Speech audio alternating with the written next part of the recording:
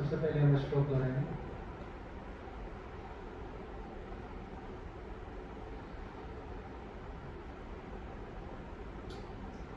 नाहि प्रपंस्यामि माप्नोत्याय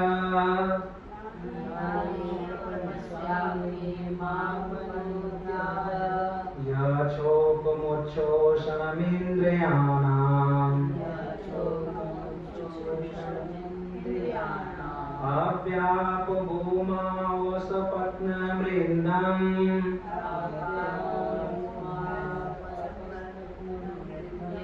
राज्यं सुरामपि चाधिपत्यम् नाहि प्रपश्यामि मामनुपाद्यात् यत् शोकमुच्छेषणमिन्द्रियाणाम् आव्यापभूमौ सपतनं सरिद्धम्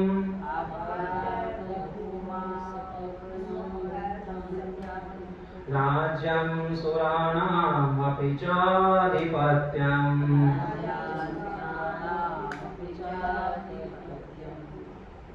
यहाँ पे आज हम डिस्कस करेंगे कि कल जो है अर्जुन जो है भगवान श्री कृष्ण को क्या किया, शरणागत पूर्ण रूप से शरणागत हो गए हैं।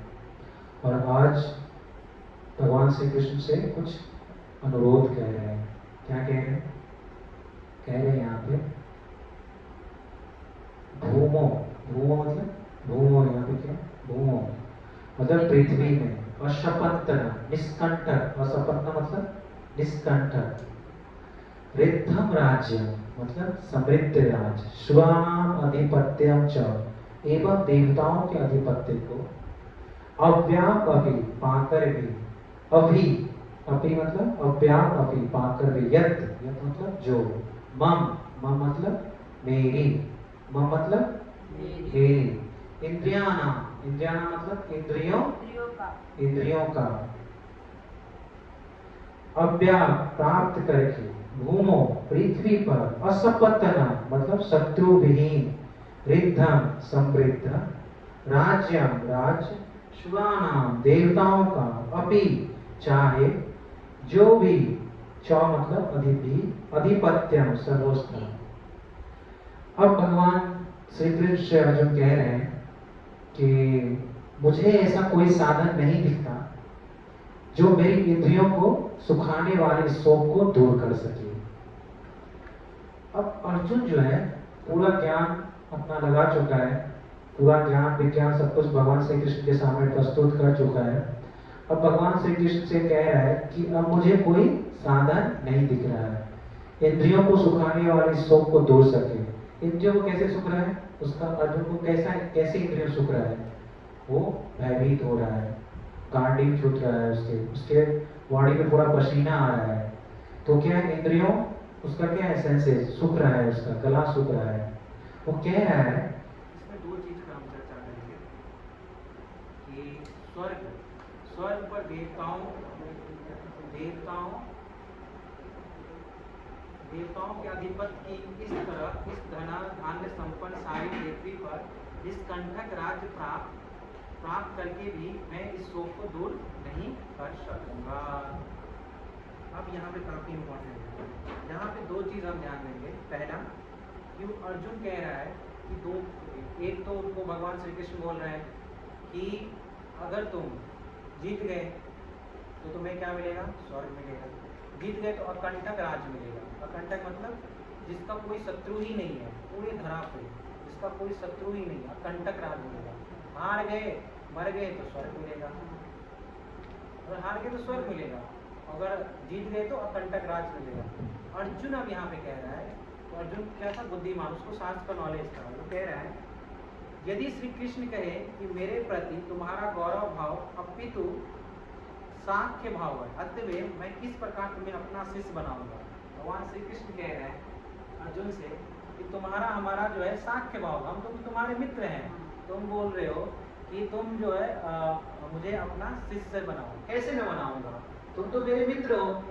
अब भगवान श्री कृष्ण को चिढ़ा रहे हैं अर्जुन को कि तुम कह रहे हो कि शिष्य मैं तुम्हें स्वीकार करूं, कैसे? हमारा तो मित्र है, तुम तो मित्र हो, एक ही साथ हम सोते हैं, एक ही बेड पे सोते हैं, एक ही जगह हम खाते पीते हैं, तुम तो मित्र की तरह हो, कैसे तुम्हें शिष्य बनाओ? इसलिए जिनके प्रति तुम्हारी गौरव होती है वैसे देवनाथ किसी व्यक्ति का तुम्हारा शरण ग्रहण करो। भगवान श्री कृष्ण कह रहे हैं कि तुम्हें जिसके प्रति तुम्हारा गौरव बुद्धि है उनका तुम क्या करो?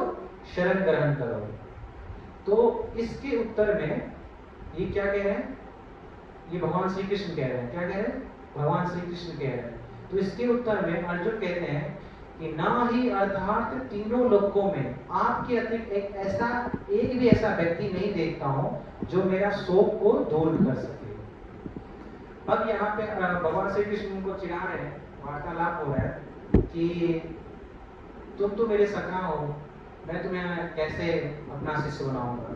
तुम देखो जिससे तुम ज्यादा प्यार करते हो, मतलब होता है ना कि चिढ़ाते हैं लोग, चिढ़ाते। भगवान श्री कृष्ण यहाँ पे चिढ़ा रहे हैं, वो क्या होता है उसका? एक वर्ड है, बोल रहा हूँ, वो कह रहे हैं, तो कह रहे हैं कि तुम तो हमारे मित्र हो, तुम किसी ऐसे व्यक्ति का शरण लो जो तुम्हें काफी प्रिय है, उनका शरण लो।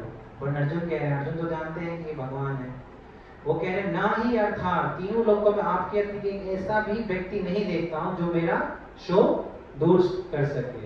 मैं स्वयं से अधिक बुद्धिमान बृहस्पति को भी नहीं जानता हूं, अतः शोक से व्याकुल हुआ मैं और किसकी शरण लूं? कह रहा है कि मैं स्वयं से अधिक बुद्धिमान जो है बृहस्पति को भी नहीं जानता हूं, अतः शोक से व्याकुल होकर मैं किसी की और की शरण नहीं ले सकता हूं। जिस प्रकार ग्रीष्म ऋतु का प्रखरता शूद्र पुष्करणी का विशेष रूप से शोषण करता है, उसी प्रकार शोक आदि इंद्रियों का क्या करता है? उच्छोषण कर रहे हैं। जैसे ग्रीष्म ऋतु का क्या होता है? ताप जब होता है तो जितने भी पुष्प होते हैं उसका क्या होता है? सूख जाता है। आप देखते होंगे ग्रीष्म में जितना अभी इतना धूप, अत्यधिक धूप हो रहा है तो पुष्प क्या हो रहा है? उसका शोषण करता है। उसी प्रकार अर्जुन को जो है उनका जो शोक है उसको इंद्रियों क्या कर रहा है? सोख रहा है, उसको क्या कर रहा है? सुखा रहा है। यहाँ पे अर्जुन कह रहे हैं। तो ऐसा नहीं कि अर्जुन जो है वो भगवान को जानता है, भगवान श्री कृष्ण को अर्जुन जान रहा है, तो किसके लिए प्रश्न पूछ रहा है? ये जो भी प्रश्न पूछ रहा है भगवान श्री कृष्ण स्वयं चाह रहे हैं, उनके मुख के द्वारा ये प्रश्न पूछवा रहे हैं। अर्जुन को मोह में किसने डाला? भगवान श्री कृष्ण ने स्वयं डाले हैं अर्जुन के बारे में। क्यों? क्योंकि वो हमारे लिए डाले हैं। अर्जुन तो स्वयं जो है भगवान की कृपा है, वो भगवत धाम जाएगा ही, वो पता है कि क्या है, उसको पता है कि मैं क्या हूँ, बट वो हमारे लिए जो है क्या कह रहे हैं? भगवान श्री कृष्ण ये लीला रच रहे हैं, लीला रच रहे हैं। अर्जुन के मुख के द्वारा ये प्रश्न पूछवा रहे हैं। यदि कृष्ण कहे कि शोकार्त होने पर भी अभी तुम युद्ध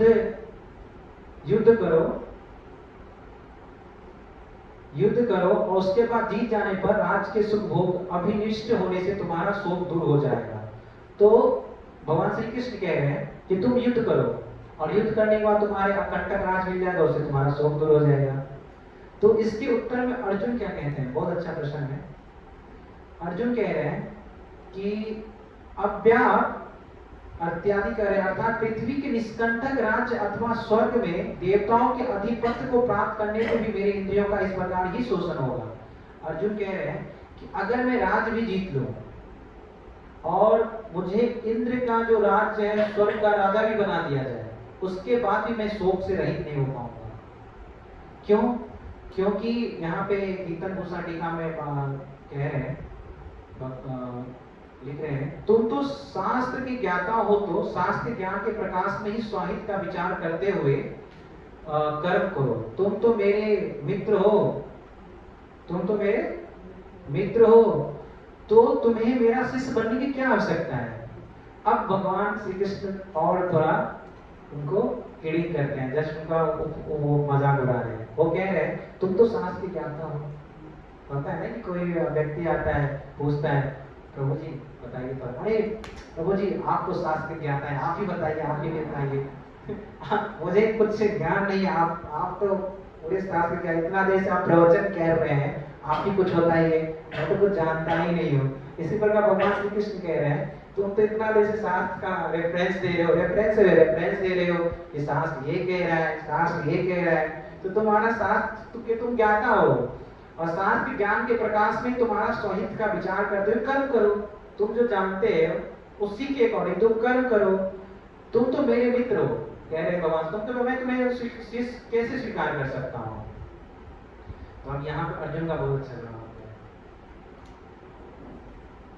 तो अर्जुन कह रहे मैं नहीं देख रहा हूं कि कौन से कर्म से मेरा शोक का नाश होगा।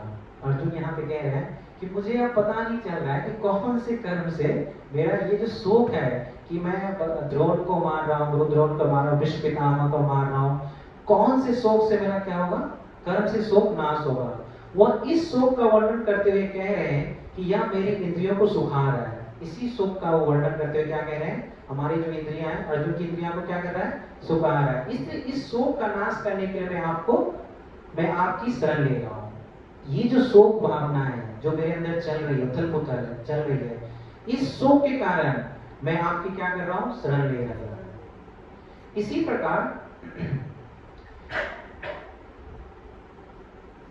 प्रकार श्रुतियां शरणागति के फल को वर्णित करते हैं। नारद मुनि सनत कुमार को कह रहे हैं, सोहं भगवता सोचामि तन्मां भगवान शोकस्य पारतारयतु। मैं शोक कर रहा हूं, आप मुझे शोक से उबार दीजिए। ये नारद मुनि सनत कुमार को कह रहे हैं। छंदोपनिषद में आता है कि आप अभी मेरी शरण ले रहे हैं क्योंकि आप शोक से अभिभूत हैं, आप शोक से मुक्त हो जाएंगे जब आप युद्ध करेंगे और सुख वृद्धि लाभ करेंगे। यहाँ पे कौन कह रहे हैं, भगवान श्री कृष्ण कह रहे हैं कि आप जब मेरी शरण लेंगे और जब आप युद्ध करेंगे तो आप ये शोक से क्या हो जाएंगे, मुक्त हो जाएंगे।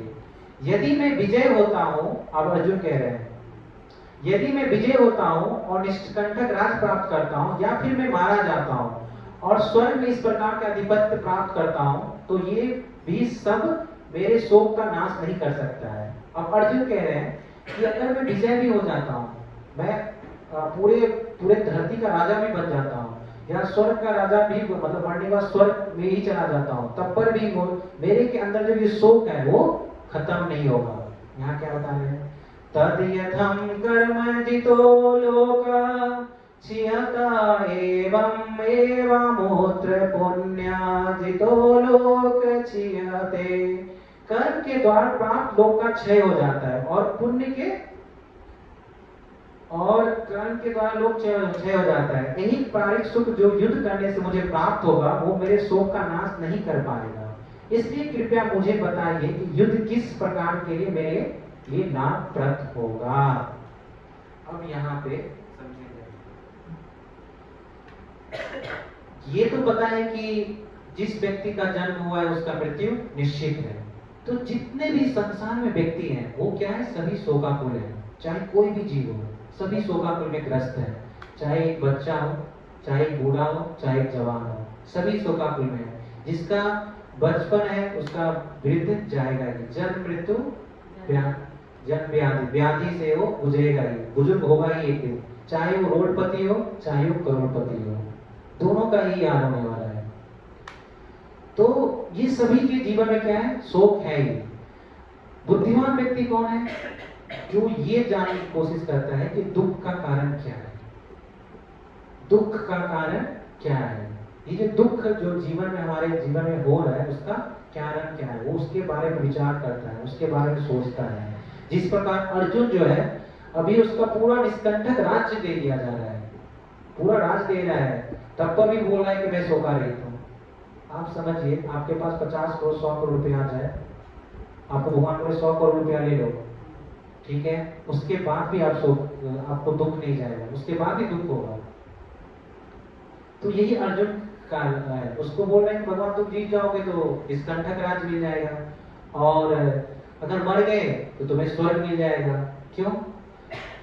अब यहाँ पे समझने का तात्पर्य यहाँ पे ये है कि अगर पुण्य हमारे पास बचा हुआ है तो हम क्या करेंगे, स्वर्ग जाएंगे। जैसे ही पुण्य समाप्त होगा फिर हम क्या आ जाएंगे, कलयुग में आ जाएंगे। तो पुण्य जितना हमारे पास है तभी हम स्वर्ग जा पाएंगे, और पुण्य जैसे ही समाप्त होगा हम फिर कलयुग में आ जाएंगे।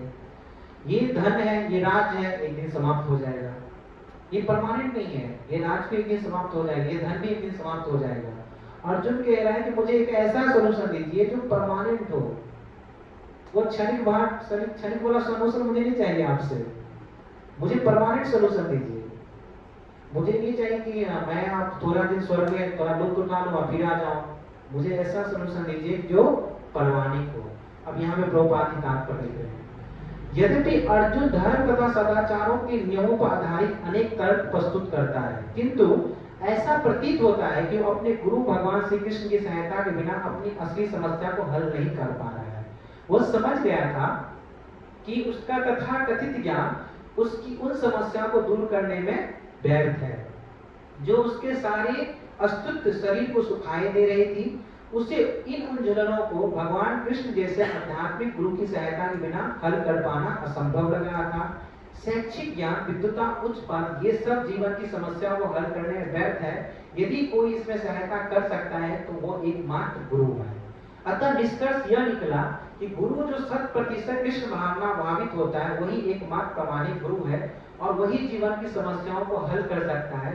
भगवान चैतन्य ने कहा है कि जो कृष्ण भावनामृत के विज्ञान में दक्ष हो, कृष्ण तत्ववेता हो, चाहे वो किसी भी जाति का हो, वो वास्तविक गुरु है।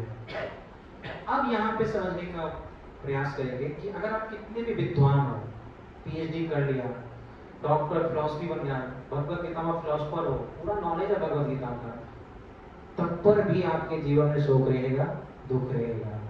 आपको कहाँ जाना पड़ेगा? इसका जिस प्रकार अर्जुन जो है भगवान कृष्ण का शरणागत लिए थे, उसी प्रकार आप सभी को भगवान का शरणागत होना पड़ेगा। तो हम डायरेक्टली तो भगवान के शरणागत, क्योंकि उनके साथ तो भगवान श्री कृष्ण प्रत्यक्ष रूप से थे, तो हमारे ये क्या है? प्रत्यक्ष रूप से गुरु। तो हम किनके शरणागत होंगे? गुरु के शरणागत होंगे। तो जब गुरु के शरणागत होंगे तो गुरु का क्या, उन्होंने गुरु जो हमारे आचार्यों हैं उनके हम क्या होंगे? शरणागत होंगे। तो चैतन्य महाप्रभु ने क्या कहा है कि गुरु कौन है? जो कृष्ण भावनामृत के विज्ञान में क्या हो? दक्ष हो, जो कृष्ण तत्ववेता हो। गुरु कौन है? जो कृष्ण भावनामृत के विज्ञान में क्या हो? जिसको कृष्ण भगवान के बारे में नॉलेज हो, कृष्ण तत्व के बारे में ज्ञान हो, चाहे वो किसी भी जाति का हो, वही वास्तविक गुरु है। ऐसा नहीं है कि वो ब्राह्मण है, क्षत्रिय है, शूद्र है। अगर उसको कृष्ण के बारे में ज्ञान है तो क्या है? गुरु है। जैसे भगवान अर्जुन चैतन्य महाप्रभु कह रहे हैं कि वा विप्र किवा न्यासी शूद्रा के नया, ये कृष्ण तत्ववेता सही गुरु है।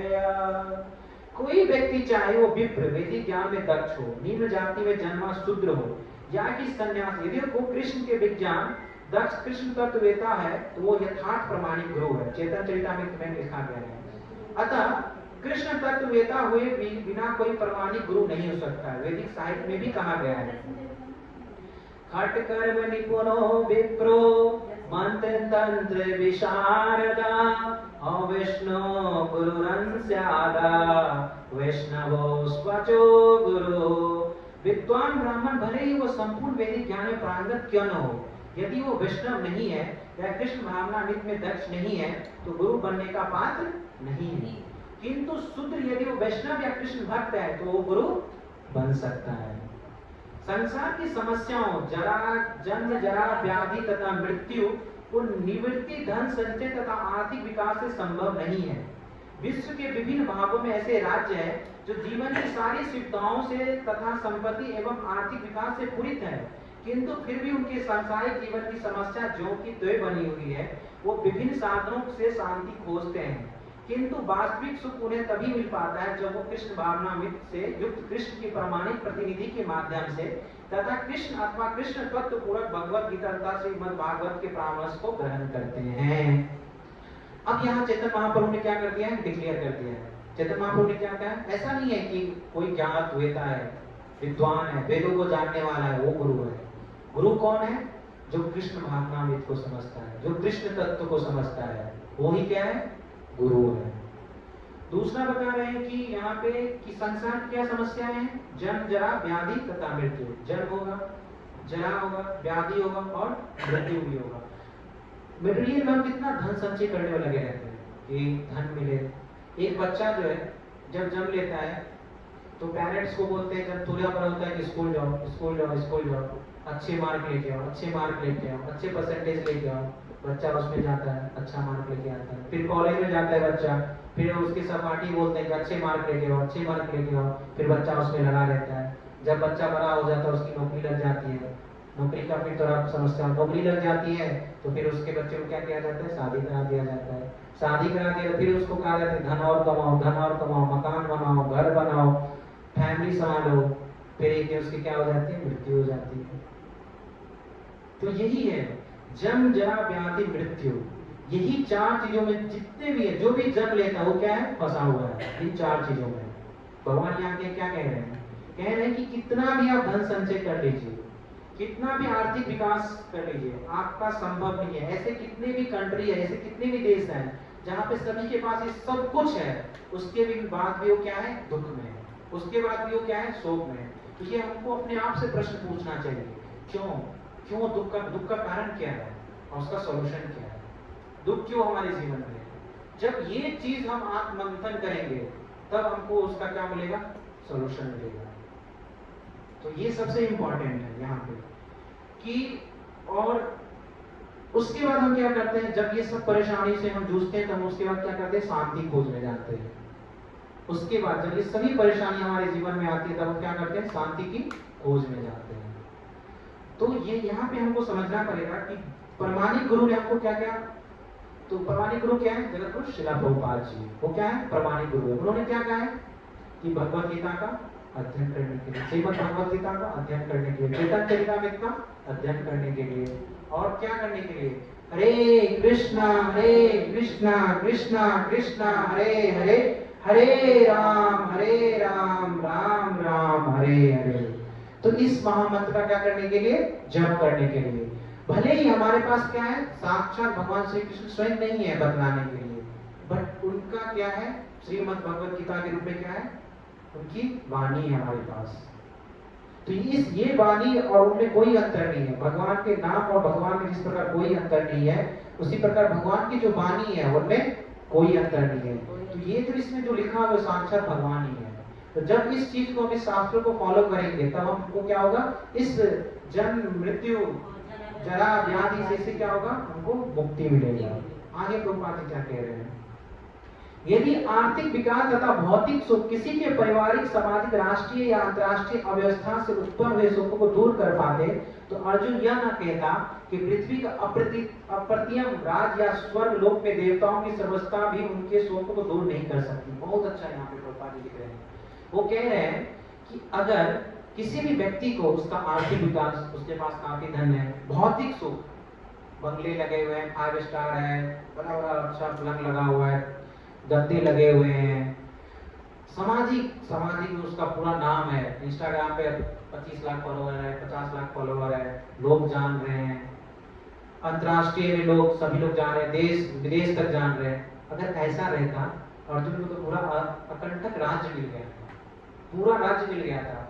आज अगर किसी भी पार्टी को चुनाव जीतना है तो उसका विरोधी खड़े हो जाते हैं, अगेंस्ट में रहते हैं ना, विरोधी खड़े हो जाते हैं। पर अर्जुन का कोई विरोधी नहीं था।